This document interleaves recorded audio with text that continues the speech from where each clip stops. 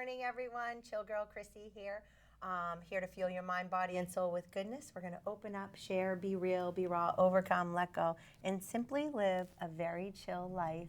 So welcome to the Chill and Heal Show, and I'm super excited. My good friend Will Infantine, my former state rep in Ward 6. So I'm going to take a deep breath in. Let it out. All right, now we're ready to start. I love it. Love it. Will we became friends when, well, I say maybe not right away, but you were one of the first people I sat down with to run as alderman in Ward 6. There was an opening, and I, did not want to run. At the time, I had too many things going on, and you and Lorraine and I met you at your spa. Yeah, and Sebastian was our alderman at the time. That's right. He was resigning, and what a blessing it was to sit down with you and Lorraine and talk about, what it is as an alderman, what does it take, how do you run, all of that, because I was a newbie. I just was, you're a mom, grandmother, running a business. I'm fed up with government overreach. I've just had it, and I always apologize to Will and Joe, and Victoria and Rich Gerard, and I always say I'm really sorry I didn't know. I didn't know that we should be all involved in our local government, and you guys have been the fighters for decades and decades. I think there's something wrong with me then. Why? What do you mean? My mother thinks I have a chip in my brain that's not working too well because I see these things that I believe need to be fixed, and I make the effort. Someone said to me, okay, well, you're 61 years of age, you've had a good business, you like to travel. What are you doing in politics? And it's just something that you feel as a business owner. I know you and I. Being an entrepreneur is not easy. No, it's not easy. And so you're a business owner, you have an insurance agent, and you're a former state rep. Yeah. How many years in business? 26, 27 years in business. Yeah. I served 9 terms in the legislature. 18 years I was the chairman of the labor committee and did a few other things while I was up there. But it's not easy running a business. We've gone through recessions, both of us. We went through a pandemic. Yes. And that probably hurt you more, affected your business more than mine. It killed us, yeah. But what it does is you have to, when you go home every night, you have to figure out how to make it through the next day. What changes do you have to make? What efficiencies do you have to make? And that's just a way of thinking. If you're going to be an entrepreneur, you have to have that in you. And every day you have to change. Make a 2 or 3 or 5 year plan. Those are garbage. You make a 1 year plan, and because that 1 year plan is going to change every year. Totally, depending on the circumstances. Exactly. You have to be a problem solver. People you quit. have to be people resilient. come. Yes. Products that maybe you utilized are no longer there. All kinds of different things happen in business. And my biggest gripe and why I'm involved in politics isn't because I like politics. Politics stinks. Oh my God, it's awful. You gotta have a thick skin, right? You do. But I coined this phrase a couple years ago. Manchester politics is a full contact sport. It really is. That is so true. And the politics part of it stinks.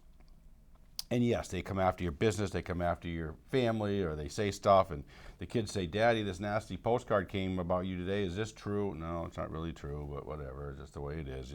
You deal with it. It's tough on spouses, and things like that. Oh my God, to have totally. to see some of that stuff. Because your loved ones don't want you getting beat up. But after you get through the politics part of it, you can be proud when you sit home at night, when you put your feet up, okay, on your chair or wherever, you're laying in bed, you say, did I do something that was going to be better for the citizens of New Hampshire? Did I do something that was going to be good for everybody? And one of the things that's easy as a Republican, I think it's easier in Manchester as a Republican than a Democrat, because no one really tells us what to do. That's for sure. Okay? No one's going to tell me what to do. As Republicans, we're more generals and or more chiefs and less Indians. Yeah. So sometimes we all have different ideas, which sometimes can be a problem. But by and large, no one's telling us what to do. I've never taken any money from any union or anything. And, school, nothing against the police, nothing against the fire, nothing against the teachers union. But I don't want their money. I don't want their endorsement because I'm beholden to it. And I don't like to be beholden to anything. I feel sometimes the Democrats in this city are beholden to those folks. They don't get to do what they want to do. Someone said something the other night. Senator Fetterman. You know Senator Fetterman Yes. from Pennsylvania, the guy who I used to not really like too much because he showed up to the Senate floor in a hoodie. Yeah. Okay. But he said something on TV. I think it was last night or the night before. I will always do what's best for my country than my party. And I've done that, and some people have called me not a good Republican on a few things when I voted for the state. So when I go to bed at night, or if I look at myself in the mirror in the morning, did I do something that is going to help the most amount of people in the most fair way? I don't believe in sin taxes. That's on alcohol and cigarettes and some of these other things, because I think it's a great way for certain politicians to take advantage of the minority that does those things. Okay, there's other ways you can do that. Yeah. I'd rather spend money on telling people to stop smoking. Yeah. Than say, well, if I just jack up the 25 cents a cigarette, then they'll quit. Well, yeah, some of that will happen. Yeah. But I'd rather they do other things. So, as a state rep, I was on a couple charter commissions. I served on the Manchester Water Commission. Am I doing something which is better, making the city better? And maybe that's an altruistic part of my brain. I think if I'm not doing that, I would be wasting some of the skills that God gave you. me. God gave. I totally agree. There's a. And do you feel called to do this? I don't hear a booming, deep voice from on high. Well, or Holy anything, Spirit talks to us differently. Look, what has made you? Because you have run, but this time is different. I've heard it. I see it in you. It's like we can't continue on the way we're going. And they want to silence us at City Hall with telling us. They want to silence us here. Yeah, they want to silence us here. They want, when you tell us that we have to have complete faith and trust in the health department, in the director, and all the city employees, when we just came out of the COVID crisis shenanigans, and you're telling us we have to have complete faith, you're 100% wrong. We should be questioning everything. And there were so many doctors and nurses that were fired because they wouldn't take the shot. No one should be forced to take anything. No one should be told how to think. And there's so many doctors that were censored. And that's where I'm like, I believe in all science. And no one should be censored because we need to come up with solutions that work for everyone, and we're all made differently. What I'm allergic to, you might not be allergic to, vice versa. So why are we going to give one shot to everyone and make them do that, and you can't get on planes, you can't go to work, you can't all of this? I can't even say what I really want to say. Well, they created fear. Created fear, and it's just not okay. So freedom of choice and vilifying us, it was just not okay. So I will never have complete faith in our health department, especially when they went after the pickle man. When my mom's been pickling pickles for decades and giving them away. My mom called me the day after Daniel Mowry was on WMUR. She's like, to think I was illegal, Chrissy? And I'm like, my God. I'm like, we've got to change that. Thousands of people in the city of Manchester have violated that. Yeah, and so, but they're going to pick and choose who they're going to go after. That to me is not okay. So with your experience and as being a state rep, and everything, this is what I see. And how do I describe this? When you become an alderman for the first time, I think of it as you're a freshman. And I was hanging out with the seniors so I could learn more. Joe Kelly Lavasser, am I gonna like fall in line with anyone? No, I'm my own voice. But it takes a while to learn things and to work with the different departments, because the departments don't necessarily work with each other either. No, they don't. And even within the departments, okay? So I had an IT issue. I had my phone number changed. It got changed. Matt, great city clerk, got it changed on the city website. But then all of a sudden, I'm like, well, wait a second. My number is not changed on, this is like 7 months later, under on the where do I website? vote? Oh, okay. So those two people didn't talk to each other. So this is where it's like, as an elected official, what is our job? Because they're really telling us we're just supposed to have complete faith and trust in city departments and not question anything? Like, can you help me understand this? There was a bunch of things that, so I want to go back to a couple minutes ago. You know, what is the motto of your show here? Fueling your mind, body, and soul with goodness. Okay. A gentleman by the name of Dan Sullivan, he owns a company called Strategic Coach. He's in Toronto, Canada, and Chicago, Illinois. And I was fortunate enough to go to a couple of his seminars. He believes in something called unique abilities. We all have a unique ability. Okay, some things we do better. Me, I'll give you an example. I'm very good at financial analysis and the insurance part of it, getting into the real concept of insurance. I don't like some of this stupid little paperwork that the insurance companies make me fill out. So a lot of times it would sit in the side of my desk and I wouldn't do it. Other things, I'd come in the morning and I would charge right into something because my brain was happy when I was doing that and I was good at it. Okay, so what are your unique abilities? I wasn't good at that little paperwork, and my assistant Karen, who's been with me for 24 years, she likes to do that stuff. So I let Karen do that. So what are your unique abilities? One of the unique abilities I have is to look at a problem we have and then try to solve the problem. Okay, there's a couple different ways to solve the problem. People all know, both sides of the aisle know the problem, and we agree with the fix. That's the perfect type of way to do things. Yeah. The second one is... with transparency, though. Correct. There's a lot of stuff going on behind closed doors. Correct. They make a decision, and they all come out and rubber stamp everything. That's what I see, and I'm on the board. And I am elected to be on the board, but I'm not a person that sits at the table. Does that make sense? I'm not the one... you know what? I went into the mayor's office twice to complain about the same issue, and it never got resolved. And... I'm not invited in, but there's a lot of other people that are invited in. Is it because I question too much? No, I mean, again, getting back to the three ways to solve a problem. The first one is we all agree on the problem, we all agree on the solution, and it gets done. The second one is we all agree on the problem, but we don't agree on the solution, and everyone gets a little bit of something. That's still good. That's fair. Okay, because compromise. You didn't get everything you wanted, but you got some of the stuff. And the worst type of solution to a problem is we barely agree on the problem. We definitely don't agree on the solution, but one group has enough votes where they're so giddy that they're going to get something done, and the other side is so fearful because of what it's going to do. And that's what I've seen too much in City Hall. Okay, it is so partisan and whatever. Now, your comment about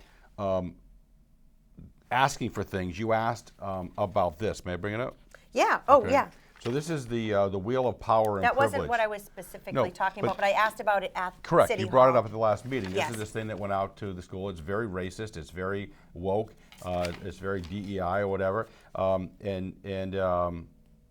You know, the most simple one: if you're slim, you have more power than someone has a large body size. You know, so you got slim, average, large, you know, big body size. Okay, seriously. So, this is body shaming. So there was, where did this come out? Why did it come out? Who paid for it? Who agreed with it? Who was the department that actually paid for this? This costs a lot of money. So how much did it cost? Who was the group that decided to do this and then made sure it was disseminated, and how high to the top did it go?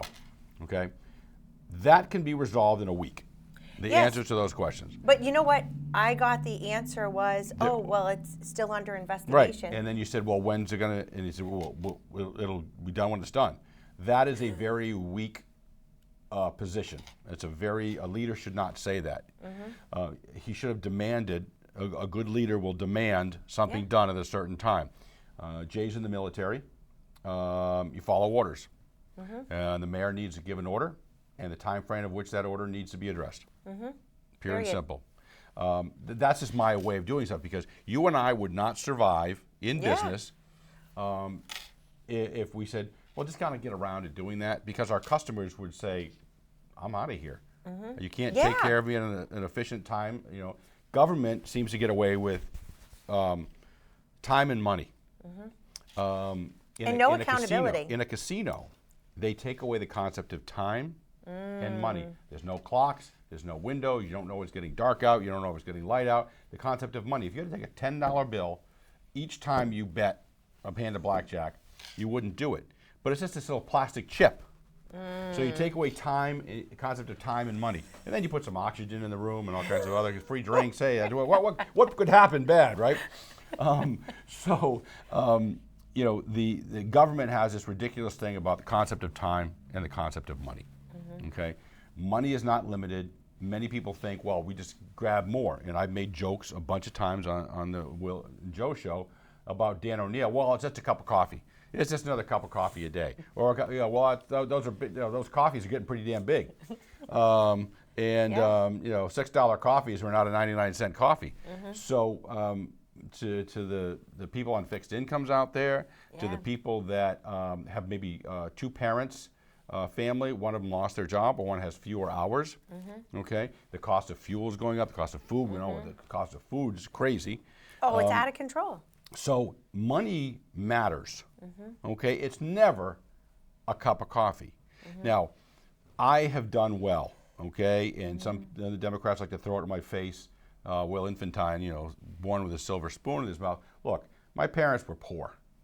My grandfather was a janitor on one side, and my other grandfather was a farmer in upper state Maine who picked potatoes. My parents were poor, okay? My mom had no college education. She got one when we were in high school. She went to UNH. Wow. So we grew up my mom made clothes. We would go pick strawberries, and then we'd have preserves for the rest of the year, you know. Did she can them? Yes, and tomato paste. You know, we should make our own tomato sauce. I mean, Mom made our own clothes. Halloween costumes were made. Yes, my mom made Halloween costumes too. So I grew up, you know, understanding parents that had to pay attention. First time I ever went skiing, we couldn't afford a lift ticket. So you back in the old days, you would ski down and you'd walk up and you'd ski down. Oh my gosh. So and then I got my first job out of college, and I was a trainee at an insurance company, and I was an assistant manager at a Burger King. Oh my God. I knew how to take all the machines apart, put it together. I made a great Whopper. Oh my God, I love Whoppers. So I haven't had one in a I've long worked time. in the trenches. I've had part-time jobs. So you are I know the what American it's like. dream. Yeah. You worked hard. Yeah. Your family worked hard.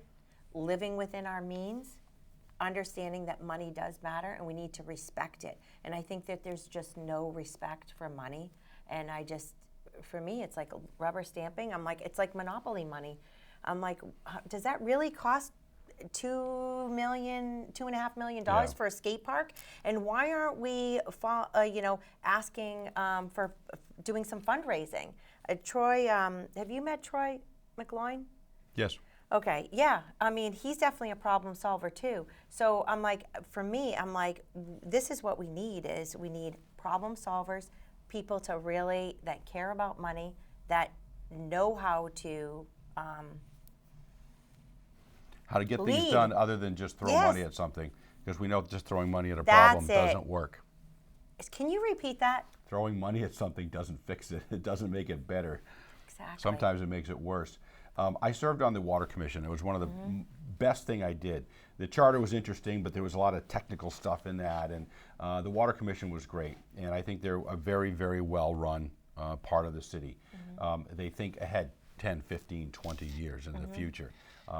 And I really appreciate that and how they did those things. So I have a little bit of experience about doing that, but I do think that other parts of this city are not as well put together. Now, this whole thing about pickles, it wasn't about pickles. No, it wasn't. Okay, it's about government overreach. What bothers everybody? Government in your business. Life is really simple, Chrissy. Give me the ability to have a job, to work hard, to be able to get ahead, so I can earn more money, so I can buy nicer things for my family and my spouse, and nicer vacations, and have a nicer home and some nicer things, okay?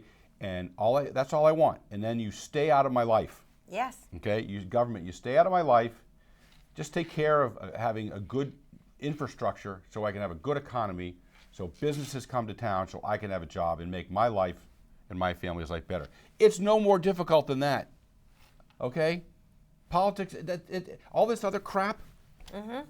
I saw some people grandstanding like I've never seen before at that last meeting. Hey, we got an election in 2 weeks. Let's give it away and use the kids as a pawn. Yes, it was so true. I'm like, what is this? I'm like, are you kidding me? You're just going to throw it down our throats?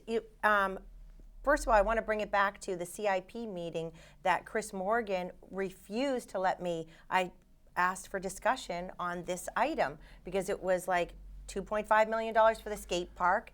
And so not only did I ask for a discussion, so did Ross Theriault, and Chris Morgan, the chair of that CIP committee, ignored us. I asked for it twice, ignored us. And then last Tuesday, it was brought up at City Hall, and I'm like, are you kidding me?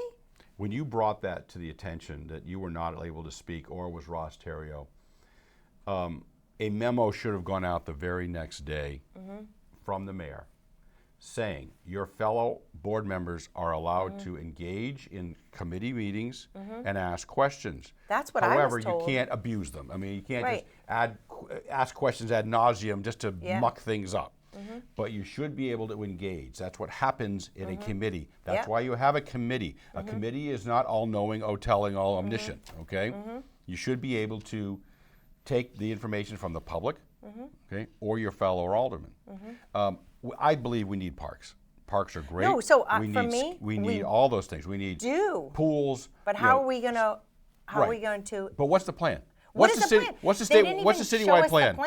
Well, I've seen the plan. What's the citywide plan for every park? Yes. You mentioned it well. No okay, equity. We got to maintain what we have. Yes. We got to take care of what we have. Can't let it go to crap because then it's too expensive to fix it. I got a call from one gentleman, if he's watching, about the rotten railroad ties by one of the parks. They should have been replaced with asphalt or granite curbing a long time ago. So you got to maintain what you have. Yes. Repair and maintain all the time what you have. But what's the master plan? Not just because someone says, well, the west side really needs something. Somebody great, you can't learn to swim in a splash pad. You need a pool. Yeah. Okay. All kinds of great, a lot of tidbits of great things were said at the meeting. Show me the master plan for the city, for all the parks and all the swimming facilities and all the fields for the next 10 years, please. Yes. The Water Commission has that plan for the next 10, 15, or 20 years. Maybe there is one for the parks. Or they're just not telling us? But it wasn't presented well. And if you're an alderman and you don't know what that is, I asked you the other day for, about 6 months ago, for the paving plan the next 3 years. And you got it for me. And I found two mistakes in it, what I think are two mistakes. Yeah. You're going to do two roads here and not do the one in the middle because you're going to do something over here. Well, you're there. Yeah. They're all red listed. Why don't you do one section? It saves money doing here instead of doing two of these and coming in, and then the next year coming back. It doesn't make any sense. So I reviewed that is a plan. That is someone has reviewed the city, decided what streets need to be maintained, fixed, paved, and whatever. That is a good plan. But no plan for the parks when we're still There's no plan allowing for the the schools. needles. There's no plan for the and highway all the department trash. that I know of. What's a long-term plan? There should be one. I think there is for police cruisers and fire trucks. I think they have a 10-year plan as to when, how many of those police cars get too many miles and have to get rid of them, about how many of the $750,000 million fire trucks, what their life is before they can sell it and still get some residual value. So I'm quite confident there's some plans of a lot of things, but I don't think some of the other divisions have those plans. Now, this is boring stuff, people. This is like, seriously, Will, you think about this stuff? Yeah, unfortunately, I do. And which is a blessing for us because of your heart and what you want to do for Manchester, what you've already been doing for the state. Can you share some of the things, I know we only have a couple of minutes, of the things that you've made a difference in at the state level and why it's so important that you and Joe Kelly-Levasseur win on November 4th? Of my 18 years in the State House, I spent 16 years on the Labor Committee. I dealt with things like tipping, when kids can work, all kinds of things. Keith Murphy and I and Tammy Simmons sat down and had a beer one night and redid the entire tipping law to the point where the Department of Labor said, wow, that's a good idea, guys. And we came in here thinking you guys were going to mess things up, because the concept is the tips have been and always will be the employees. Period, end of story. Yes. Okay? We didn't mess that, we fixed it. I had a bill, a piece of legislation about, long story short, a woman, her daughter came home from college, had terrible abdominal, they thought she had maybe a uterine problem. She had stage 4 cancer at 20 years of age. Oh my God. So if she didn't go back to school, she wasn't going to be allowed to be on her family health plan. So I got a piece of law, a law passed called Michelle's Law, where if you become ill or injured under age 21, ill or injured while you're attending school, with a doctor's note, you can stay on your family plan for at least 1 year. After that, you could go to Medicare if you needed to. Now, Obamacare took care of that up to age 20, later on 26. But it was passed and signed by the President of the United States, and I have a nice picture of the bill on my wall. So I took care of thousands and thousands of people, and people in New Hampshire. I got calls all over the country from people that read about this and wanted to pass in their state. And just all the things I've done to make people's lives better. But the biggest thing I did is I killed crappy stuff that was to make it too hard for employers to hire employees. But I made it fair, so you couldn't have an employer take advantage of employees. And I think my tenure in that committee as chairman for many years, I think when I go to bed at night, I think I made it better for employers and better for employees at the same time. Didn't always get what all the Republicans didn't always get out of me, what they wanted all the time, because sometimes what they wanted was too far. Some of the didn't get the Democrats everything they wanted, because sometimes I thought it was too far. So you're a person for the people. I try to be. I mean, I spoke the other night at the church, and they asked a question about homelessness, and I said, look, I'm a Republican. Okay, I believe in a little more tough love. Okay, well, I don't that actually works. Accountability be, works. You shouldn't be living on the street, doing drugs, and having to go. However, I have a heart. Okay. Yes. I have friends who've had bad times. Yeah. Okay. I had a cousin who was a heroin addict for 5 or 6 years. He's finally straightened out. Oh, what a blessing. But we all had to deal with cousin Lori for a number of years and trying to help her out. So I have a heart. I don't want to treat these people terribly. But you can't treat them terribly, and you can't be too easy on them. Yeah. No, it's that fine line. Compassion and accountability, it really, really matters. Because if we're not being accountable, we're enabling them, and they're just closer to destruction and losing them. So if we love them, we will hold them accountable. I think my biggest trait is I learned how to disagree with someone without being disagreeable.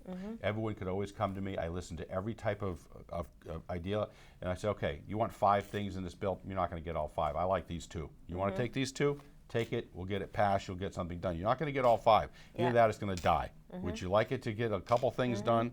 So I'm willing to get things done, but I'm also won't be bullied. But I don't get, as you know, I don't get overly angry at stuff. Yeah. Like remember one? I don't get overly angry at stuff. Let it go. I think more. I'm calmer and I think more. Problem solver. Try to be. We're told to wrap up. All right. Well, thank you so much, Joe. Will. People don't know the difference between Will and Joe. Thank you so much, Will, for joining me. And let's bring a lot of joy to Manchester. And please vote for Will and Joe November 4th, and for me as well. And while you're at it, please vote for the best alderman in the city, Christy Cantor. Has taken very good care of Ward 6. She needs to get back in there, so please vote for Christy. Thank you so much. Chill, and we'll see you soon.